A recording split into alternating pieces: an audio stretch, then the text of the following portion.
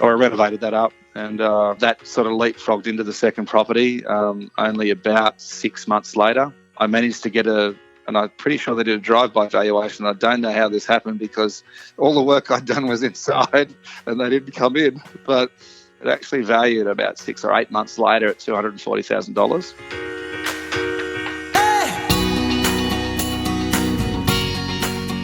This is Property Investory, where we talk to successful property investors, find out more about their stories, mindset and strategy. I'm Tyron Shum, and in this episode, I'm speaking with Bradley Beer, who started as a second-year uni student and the first employee of a company he now owns called BMT Tax Depreciation Quantity Surveyors. He's also built a substantial property portfolio all over New South Wales and Victoria.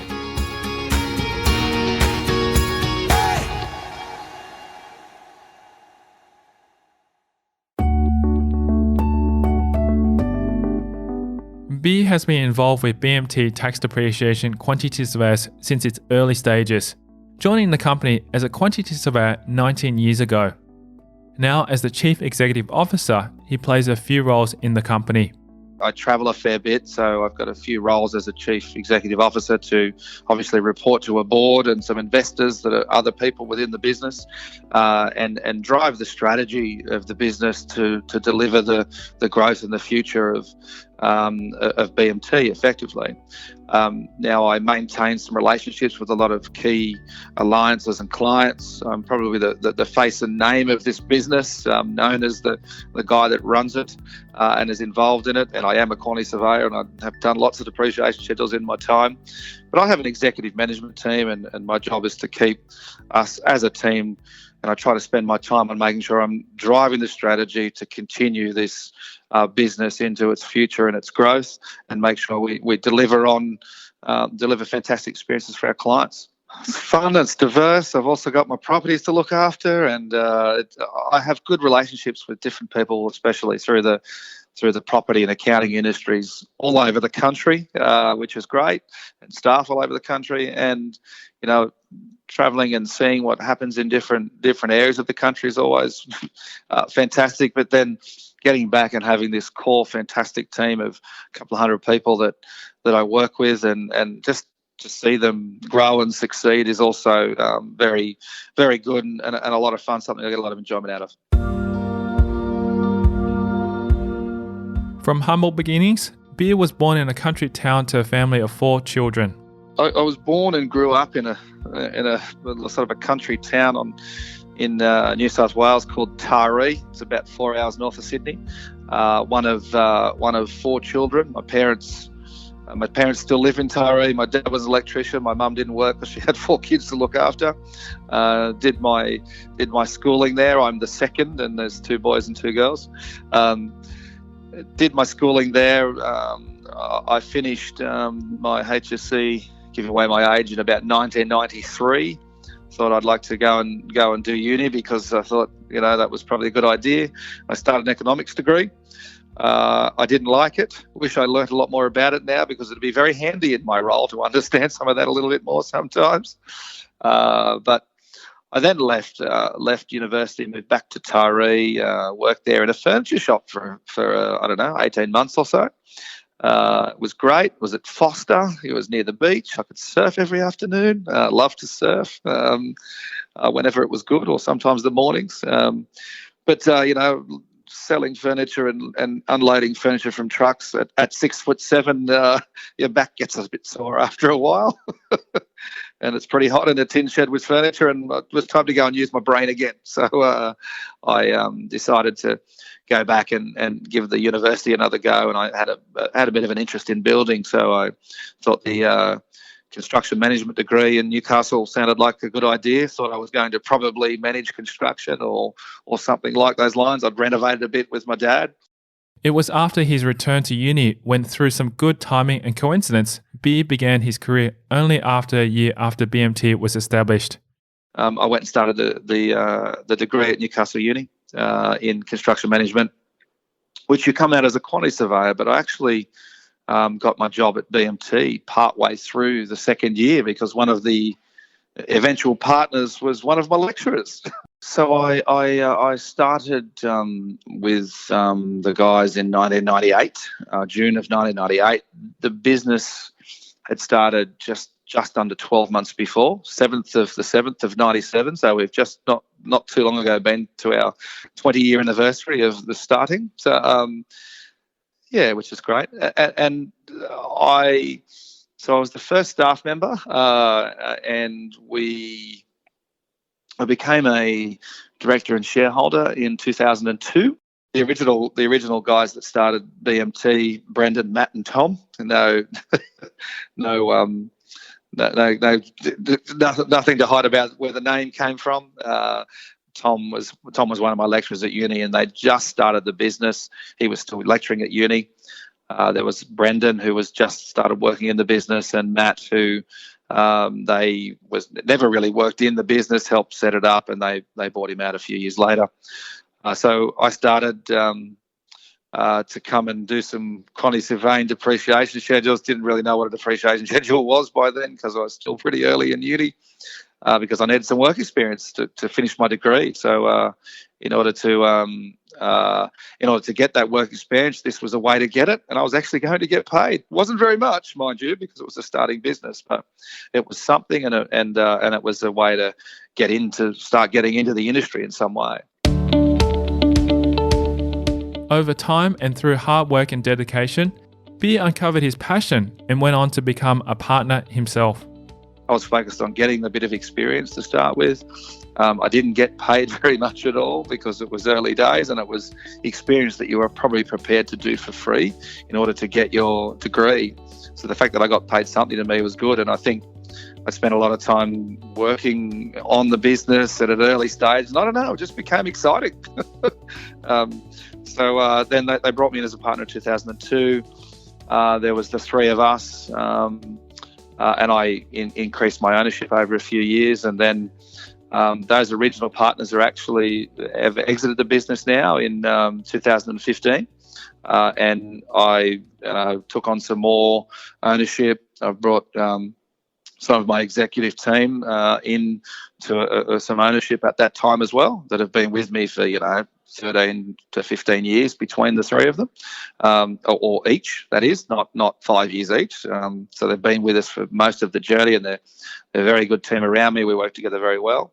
And we had some other investors just come as investors and invest into the business that have got some experience across a range of other businesses. So I own about a third of the business, and the rest is spread between the investors and the exec team.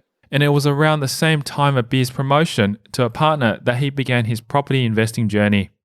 So the first property I bought, and I'm just thinking, do I know when the settlement date was exactly? It was about the same. It was about the same time. It might have been. I think it was late in 2001, or it might have actually been early to mid 2002. Should have got that date, really, shouldn't I? But it was actually right around exactly the same time. So when it was a little. Or not so little, a 4-bedroom house in a suburb of Newcastle called Georgetown, and it has a very big shed at the back, which was great. I was very attracted to the shed. Look, the reason behind that, I think, I'd already been doing some things with BMT, and I've been, I spent every day talking to investors, investing in property, and they're excited about making some money from it. And I'm starting to go and sort of, after a few years there, we learned how to do depreciation. I started pretty early in educating investors and people about depreciation, which is the only piece I knew how to do. But the benefit of that is I was out in front of people and able to learn about investing in property and how did this work, and how did people invest in property and have multiple properties, and what that meant. And I came from a situation where my parents, and my grandparents for that matter, bought their house, paid it off over their life, and then there was this different thing that I was working with these people and learned that maybe there's a different way to do things. So I saved some deposit, and I think that the telling time, one of my partners had been starting to invest in property, or they were just becoming my partners, starting to invest in some property. And I think that first property, they actually had gone and had a look at it.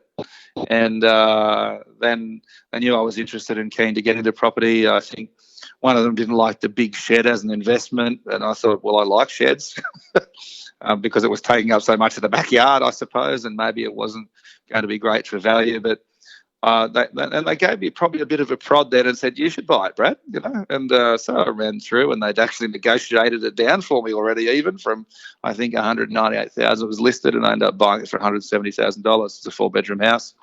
And it's probably worth about $600,000 to $650,000 now, and I still own it. No, the shed still exists. He describes why this property was an interesting purchase that allowed him to leapfrog to the next one. The house was an absolute crapper. So what? I cannot count the number of cockroaches that came out of underneath the kitchen benches when I pulled it apart. The carpet that I ripped up was on top of another carpet and lino, and I found newspapers underneath that from about 1914, I think. It's an old traditional weatherboard house, although someone had put forever boards on the outside of it and made it look really horrible. It's a 4-bedroom house that had a guy living in it that had rented the rooms out because it's not far from a university in Newcastle. I kind of ripped apart the inside. I remember, now I know it must have settled sometime up to early in the year ish, or because I do remember in the middle of winter with the bathroom completely ripped out and having to redo the floor in the bathroom and the piers and put piers in, which funnily enough one of my mates from uni who knew a bit more about construction helped me with. So I was working, uniing, and my dad was an electrician. I'd be crawling through the ceiling at 11 o'clock at night, helping him to run the wires for electricity changes, and renovated the inside of it. New kitchen, new bathroom, and painted the inside of it.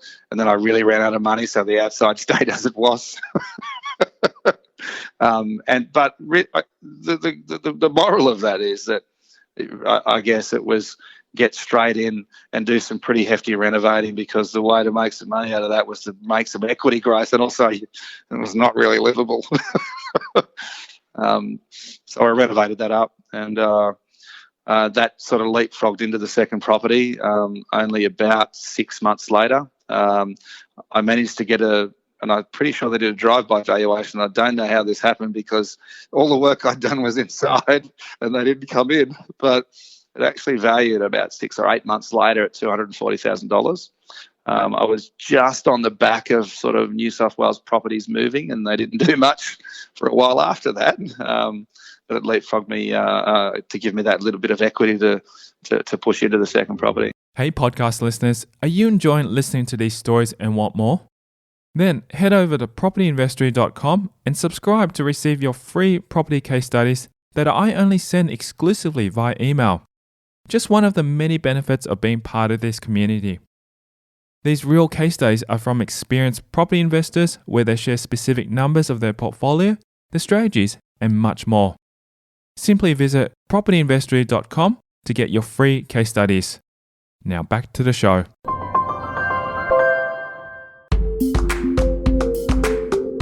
While his interest in property developed from his career, his interest in construction began at an earlier age.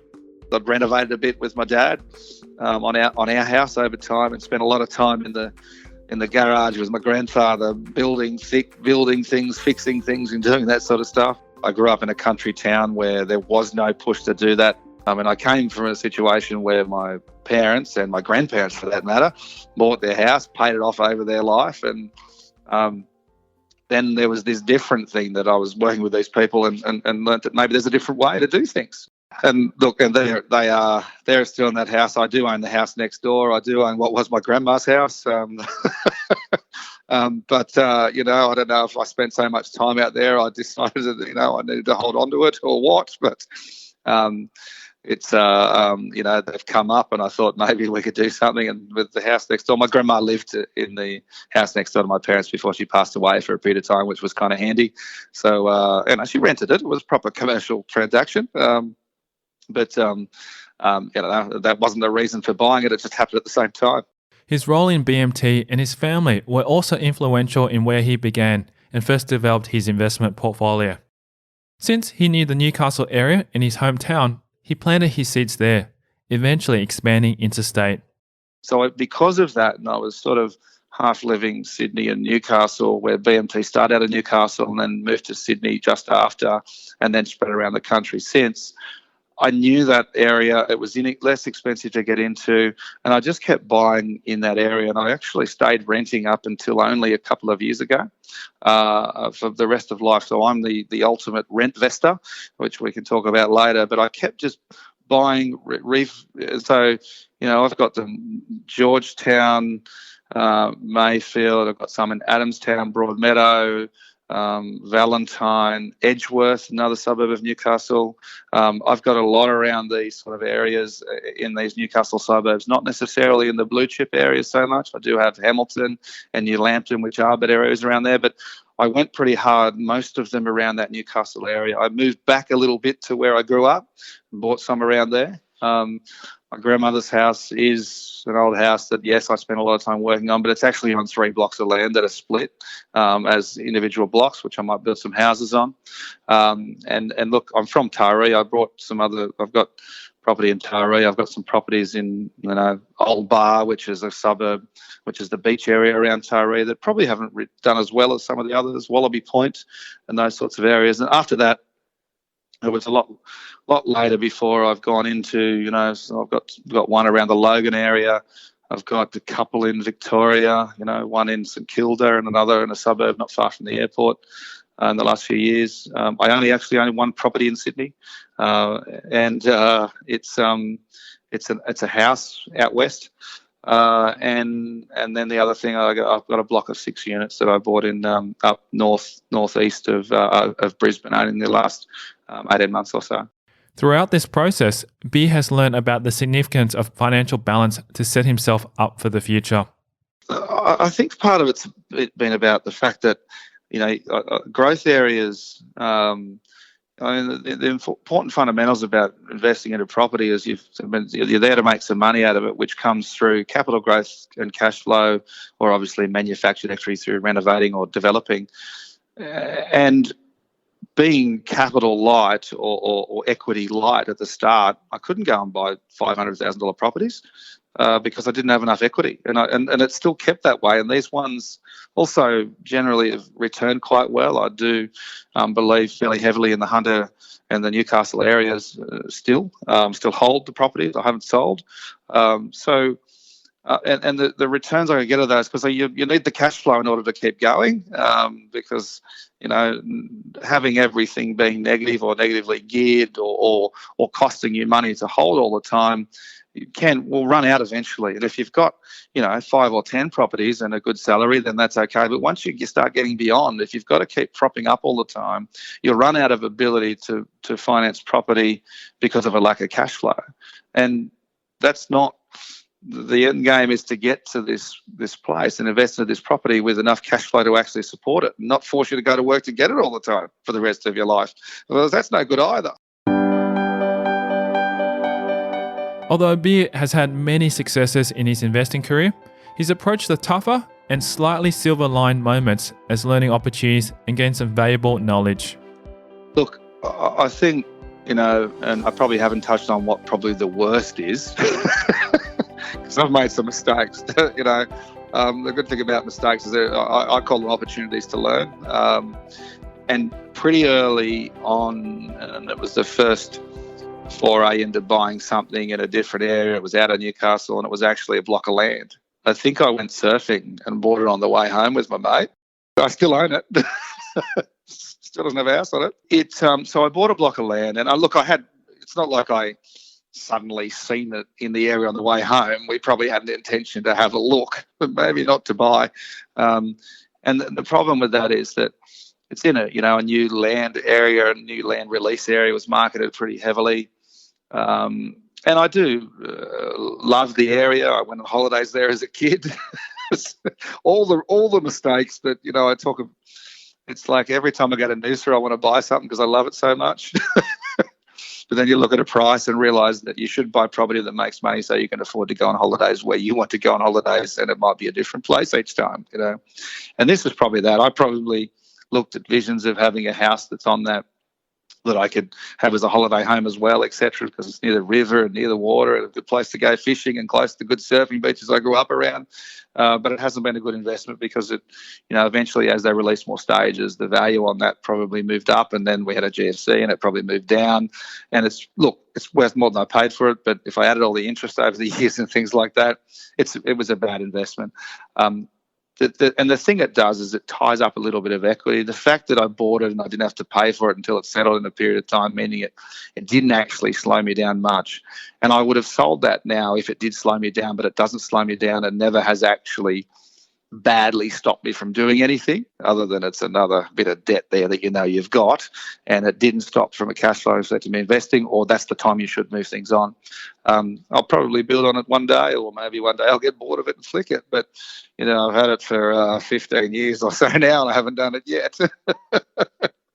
So that's probably my worst mistake. Actually, no, my worst mistake is I actually own two of them. Luckily, his overall experience has been successful, and Beer has been able to overcome investing doubts to expand his portfolio. It's about finance and the importance of understanding finance and how to finance property, because that finance and leverage is the way that you'll make the money out of property in the long term. Understanding how to control the finance and how to control your risk through finance, to me, is a fundamental major understanding required in order to be successful, and also to cover risks. Jumping in and doing that second property, I went and saved my 20% for the first one, which took quite a while, and skimping and doing whatever you do to do that, which is necessary to buy the crappiest property that was in such a bad state, But it was pretty hard to make that first decision without that little bit of prod from my partners who went, "It's time, Brad. You've been saving. This works. It's hard to take that jump, especially the first one. The second one, a little bit easier, especially so soon. Third, fourth, fifth, sixth, seventh, I was buying it. Like once I got to 6 or 7, there was no fear left.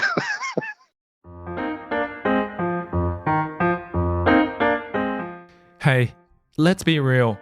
Deals that can yield 20 to 30% per annum do exist. Don't believe me? Well, here's a story about property development I invested in Victoria. This developer had the project fully funded beforehand, but he and his family suffered a loss, a circumstance that led him to be unable to proceed with the development. So I stepped in, and in 2 weeks we funded the shortfall, allowing for the development to continue. 5 months later, the development was refinanced and we received our funds back with interest. Yes, there are amazing opportunities in the property market like this one. So, do you want to get a better return with low risk on your money? Then register your interest by visiting propertyinvestory.com. So, what held Beer back from initially investing into property? There's a few things that you could sort of do, and they're probably the simple things that most investors have a problem with. And, getting finance again is always potentially a problem when the mortgage insurer doesn't want to mortgage insure you anymore. Oh, really? You got to that point? Yes. Wow. Tell us about that story, how that happened. What that does, I think, if you get to that stage, you're probably at a stage where it's not necessary, but my mentality of making sure I always borrow as much cash as properly so I can keep going means that if you don't have the cash, you can't renovate, you can't put the next deposit on, etc. There's points there where you can get slow, and when banks clamp on lending money, all those type of things do make it a little bit harder. I got through those things. You can work around those things the numbers are the numbers, right? So if it's a bit hard to get the money, you've got to make sure you can get the money. You've got to find the property that you can afford to buy with what you can borrow. In the same time of growing a property portfolio, I've had a fairly main intricate part in driving a business from the first staff member to 200 staff completely organically to be by far the largest depreciation business in the country. In between that, I've got married, I've had 2 kids, and I've got a third on the way. Congratulations. Time. Yeah, time is definitely a factor. But in saying that, I've been married for 12 years, and my kids are, 1 and 2. So it's not that I didn't have kids till a little bit older, and my wife travelled with me a lot, and so she's very supportive of the things that we were doing. And there's times there where she was getting in and renovating, and having some fun. I'd come home in my suit, and she'd come home with paint all over her. So the things that hold back at time, the ability to get finance, and I guess not being scared. If you learn enough about the risks and how to cover them, the risks are not as bad in some respects. But you've got to do that, and then you've got to make yourself jump in and go again. But once you get a fair few under the belt, it becomes a little bit easier. With this experience also comes further knowledge from other resources. For the whole time, I'm at property investment seminars. I'm at real estate and accounting group things that they're put on. I'm educating on depreciation, and I'm listening to everybody else at the same time and picking up tips. The information he learned from these resources was valuable advice that he extracted from many different people. My business partners who I originally, that probably gave me that bit of prod, and they were sort of going to seminars as well and learning, and we talk about it all the time. The best thing was the 3 of us independently having these discussions, learning from what we'd done was fantastic, and I wouldn't say there was one particular mentor that I worked with, but I would listen to, and I think sometimes it's a good thing to do. A lot of people go to one property seminar, and I guess one benefit is I've gone to them and I haven't had to pay every time because I'm a speaker, right? I listen to the rest. I pick up pieces out of all of those and really develop my own strategy on how to do that, because I think one thing that's important to those is about the transparency and disclosure about what they're doing, firstly. What is in it for them? Are they just educating? Is there a particular product they're pushing? I would ask all those questions of myself before I listen to one in particular. And I also think that no one has every answer exactly right, and what's right for you might be something that's a combination of all of those. And to me, I think I'm a combination of the different people I've spent time with over time, and anyone that is invested in property that I talk to that I can learn something from, I'm still very, very open to do that now. So I don't think it's one, I think it's a number. When considering books which you would recommend to read to aid you in your property journey, Beer advises to first gauge that the author knows what they're talking about. The best piece of advice almost in the books to me is every book on property investing you can find.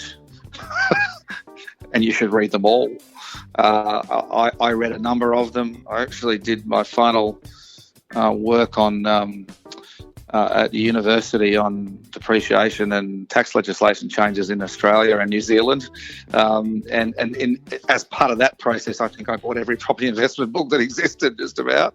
But I would say reading whatever is there, preferably by authors who've actually done it and still hold it, and understand that, and actually pulling pieces out of all of those to formulate what suits you and your situation. Because what I do with a property investment book these days is I probably pick it up, I flick straight to the depreciation section and find out whether they know what they're talking about, and I probably judge the rest of the book based on that.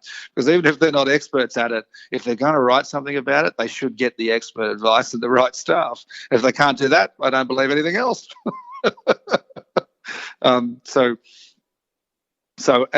Maybe that's a good place to start, with something that you do have a good understanding in, or you know about.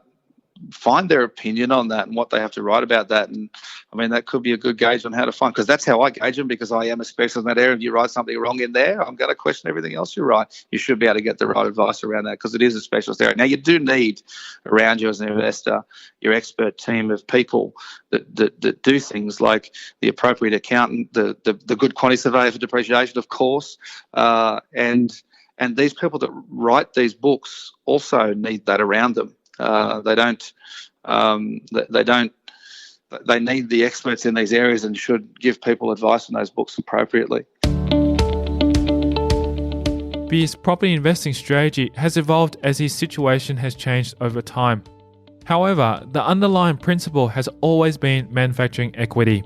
Especially in early days, I needed to grow some capital base or some equity in order to continue to invest into property.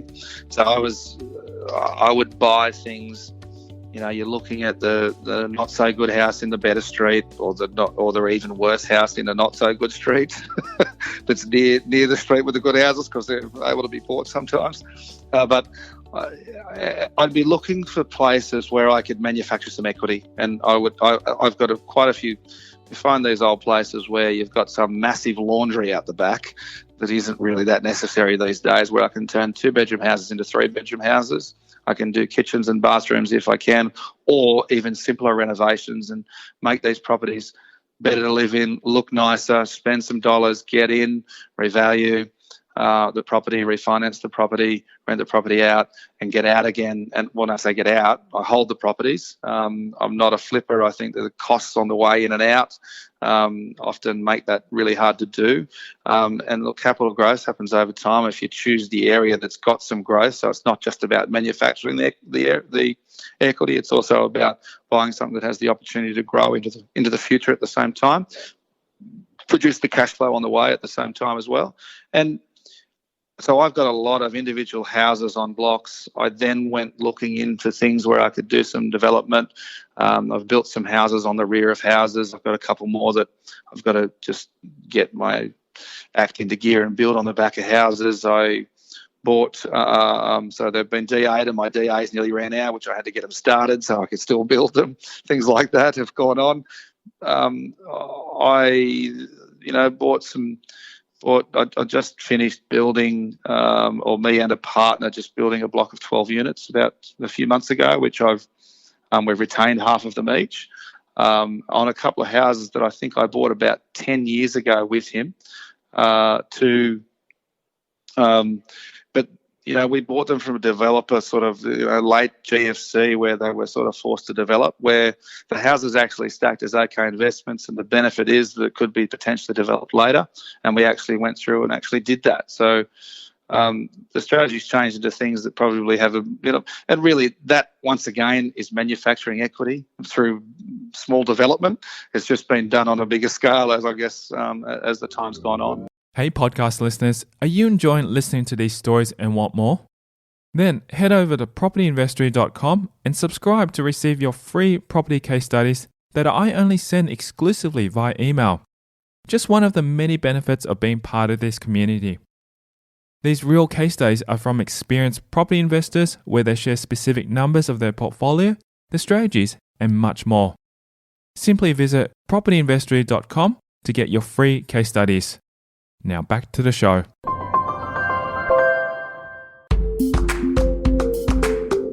With Beer's expertise in depreciation, it has also helped him to grow his portfolio. However, even the depreciation guy doesn't believe in buying a property based solely on that. So you buy it, you rent it for a period of time, and then you rip all these things out potentially that may have some value, and you might get some quite substantial deductions for the things that you throw away. You put the new things in, you start depreciating the new things over time. Depreciation guy is one of the experts beside you that's necessary. And when you crunch your numbers at the start on what you're buying and why you're buying it, depreciation is one of those numbers you should know before then. So many people buy depreciation schedule off, and median time's about 10 months after settlement. That to me shows a lack of crunching numbers first a lot of the time, because you should have known. And when they're calling us and saying, I need one of your thingies because my accountant said so, it makes me concerned about the investor a little bit. Yeah. Well, it's not too late. It's you should have known about this through your education, reading the books, working out and crunching your numbers before you bought it, is my opinion. With this obvious lack of education and understanding about depreciation in the market, Beer believes it is important to make a start. There's even an app to help you out. No, they don't need to actually do the schedule then. So, look, some of them do this, just not as many as should. But you can very easily get an indication of how much those deductions are going to be before you do the property. We provide an estimate of how much deduction we expect for free. So you can do, in crunching your numbers, we've got a calculator on the website that's also an app that people can use.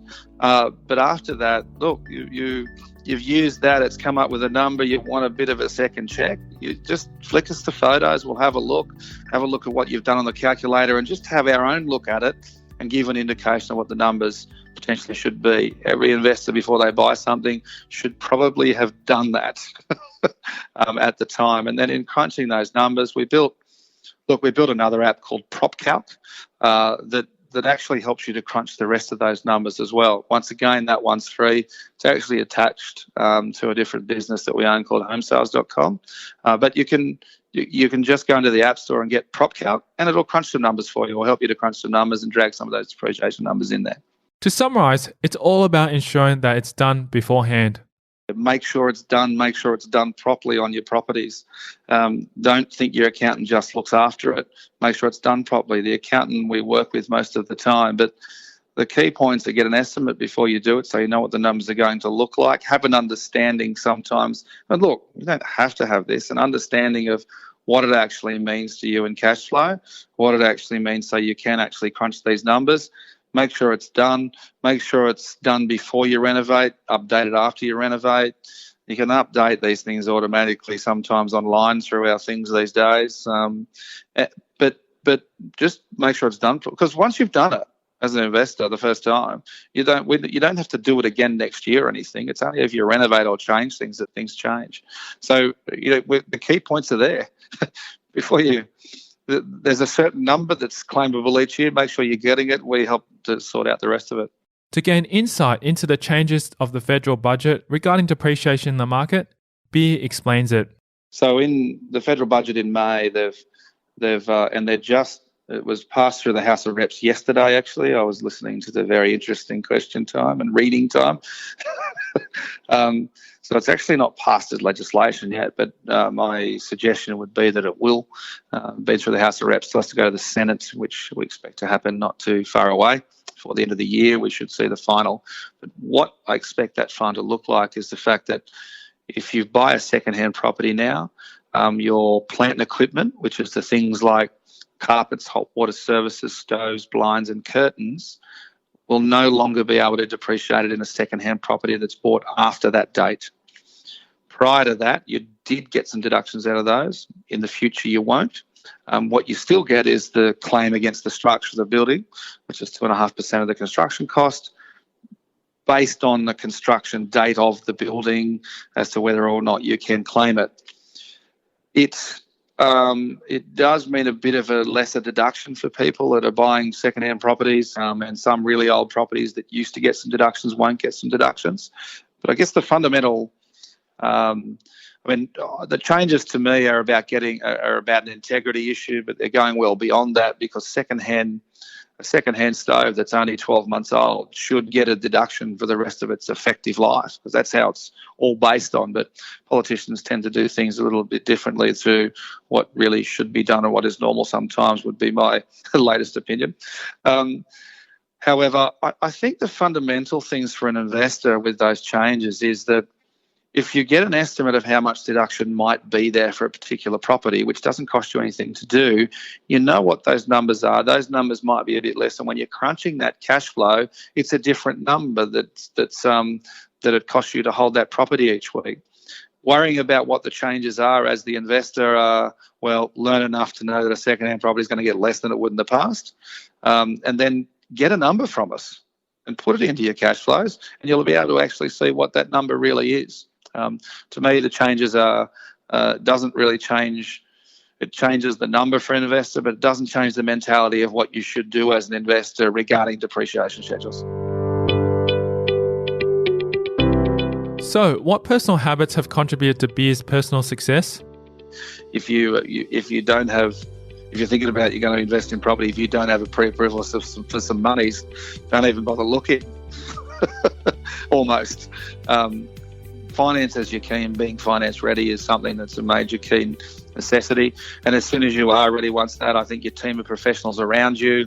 I have my solicitor. I go, look, I ask for a contract. He expects the contract there to see it, etc. and to look at that and sit and run through if there's anything I need to know about that contract. Finance ready is probably almost the number one. Continually learning and educating is number two, and your team around you to help you with the expert parts that you need would be probably number three. If he met his past self from 10 years ago, what would he say?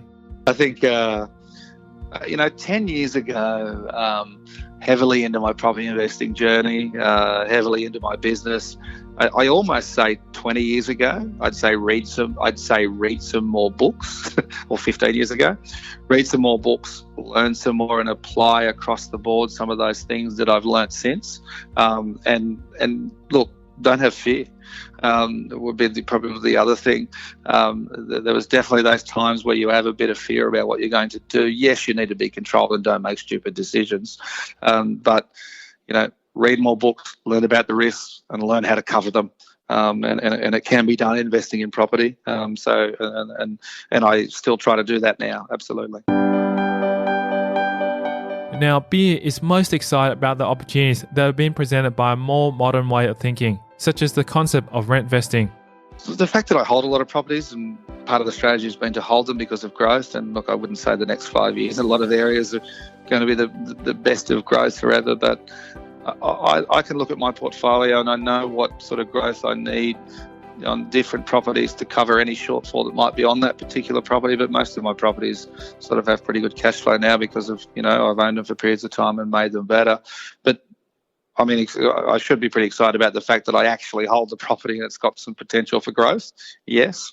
But even if I look back and said I didn't own the amount of property I do, I think that the exciting to me is that in this country, Australia, there's always opportunity.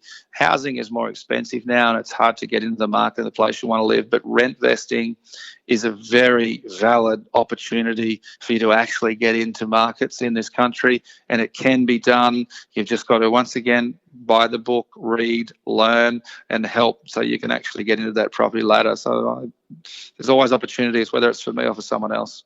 Talking of rent vesting, B has had ample experience of using the concept himself, and it's obviously paid off.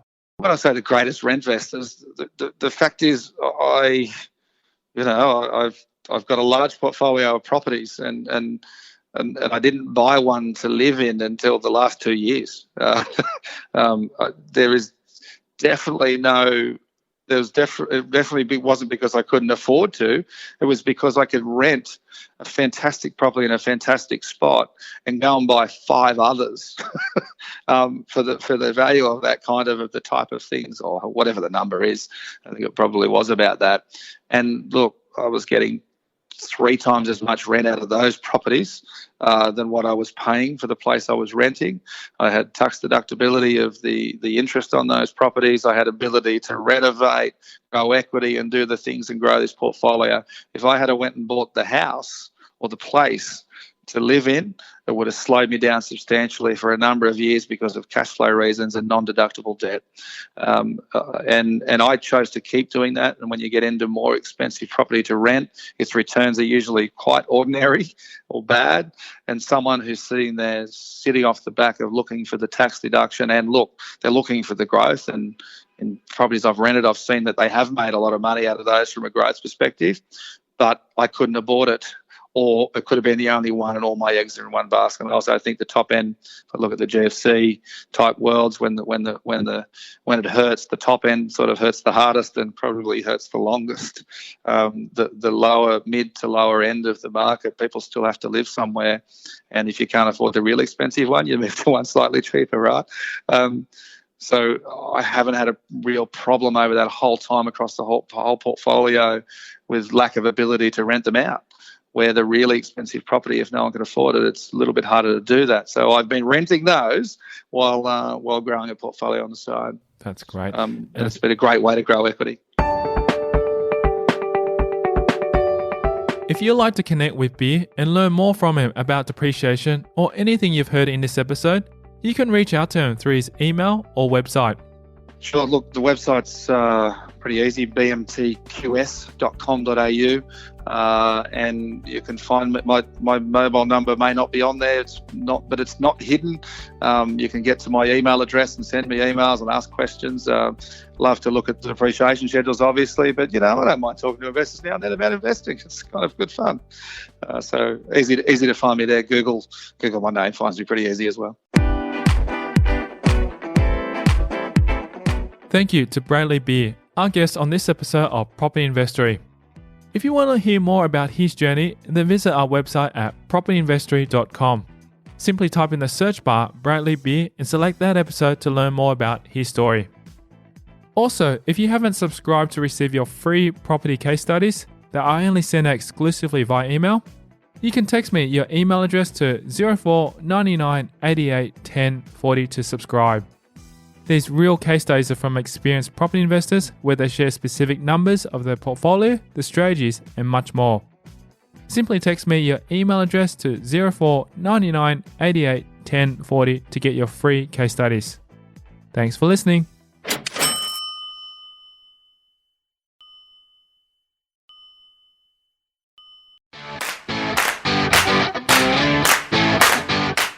If you love the show, perhaps you're now ready to invest your money in a low-risk, high-return deal. If you are, then SMS me your name and email address on 04 99 88 10 40 to become a lender. There are amazing opportunities in the property market right now, and I'm looking for lenders who want to invest their money for as short as 6 months.